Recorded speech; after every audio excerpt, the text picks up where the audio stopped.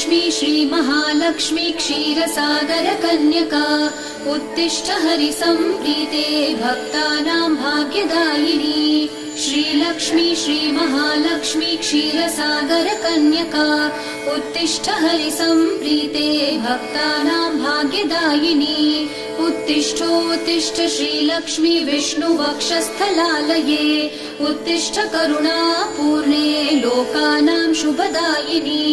उत्तिष्ठोत्तिष्ठ श्रीलक्ष्मी विष्णुवक्षस्थलालये उत्तिष्ठ करुणापूर्णे लोकानां शुभदायिनी।